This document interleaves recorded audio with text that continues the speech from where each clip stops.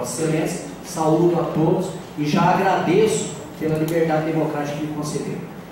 A inscrição que eu fiz foi o seguinte, para falar sobre a liberdade de imprensa e os limites dos três poderes. Por quê? Porque nós estamos percebendo aí, na atual conjuntura política do Brasil, e independe, não vamos citar partido político, mas o momento é crítico e perigoso. Pouca gente percebe isso. Mas a gente que tem uma certa formação em teoria geral do Estado e sabe os fundamentos históricos das nossas liberdades, como elas foram criadas, porque as nossas liberdades elas nasceram desde o princípio da caverna, quando o mais forte mandava. Depois de que tantos outros pensadores diz que o Estado era sempre ali a reunião social. Mas a Revolução Francesa, somente a Revolução Francesa, pode gritar, berrar, xingar, falar o que eles quiserem. Ah, é revolução de burguês, é o poder e tal. Não, mas a Revolução Francesa se posicionou contra a igreja, né, contra o clero e contra a monarquia. Por quê? Porque antigamente se achava que os poderosos eram mensageiros, guias de deuses. A Revolução Francesa, com o pensamento iluminista, trouxe a ideia de que são todos iguais. Um dos pilares da democracia é a equidade, a igualdade. Nós temos sim que respeitar as autoridades? Temos.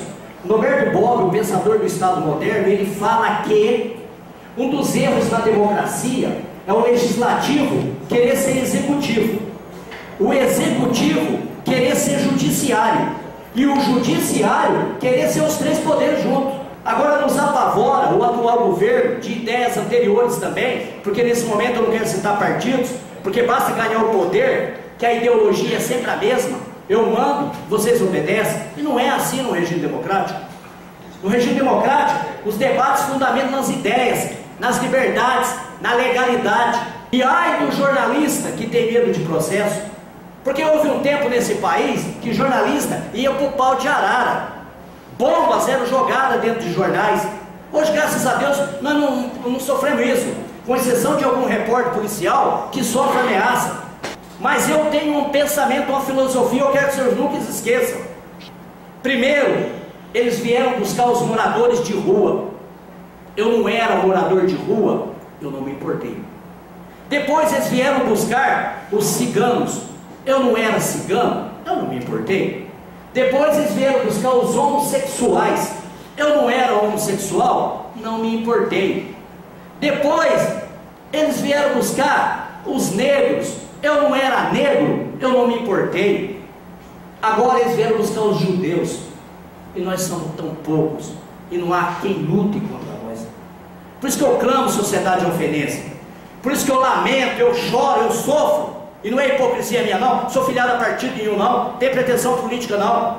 Eu quero sim usar do meu conhecimento na área do direito, na área das liberdades, na área da imprensa, para lutar por um mundo melhor. Não é justo nós termos mais de 10 homicídios em Alfenas não esclarecidos. Esse é o papel da imprensa. E doa quem doer. Não é justo nós termos assalariados, enquanto muita gente mendiga, passa fome em Alfenas, vive da assistência social. Não é justo um juiz sair de Alfenas, suspeito de corrupção, sendo investigado, e amanhã depois o máximo que pode acontecer com ele, uma aposentadoria compulsória.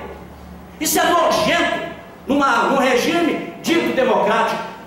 E é esse que é o papel da imprensa. É por isso que eu solicito aos senhores, mande e-mail aos seus deputados federais, mande e-mail à presidenta Dilma, mande e-mail aos senadores, ao ministro da Justiça, digam não ao controle da mídia, porque aonde que os déspotas governam, começou primeiro com o desarmamento, tomando arma da sociedade. Depois, censuraram a imprensa, é proibido escrever aquilo, depois proibido escrever aquilo outro. A ditadura militar, quando a censura batia as portas dos grandes jornais, eles publicavam receita de bolo. Não voltemos, senhores, a publicar receita de bolo. Voltemos a publicar, sim, denúncias, elogios, acreditando na democracia como o pilar certo, o norte verdadeiro, o caminho da evolução da humanidade. Falar, escrever, cada um ser dono dos seus atos que falou. Eu respondo pelo que eu falei. Se eu falei errado, eu responderei. Agora, o que acontece? Isso chama liberdade. E respeitar o ser humano, saber que um ser humano nada mais é que 2 pratos de comida e 2 litros d'água por dia, isso chama-se fraternidade. Isso são os pilares sagrados da nossa Constituição de Estado.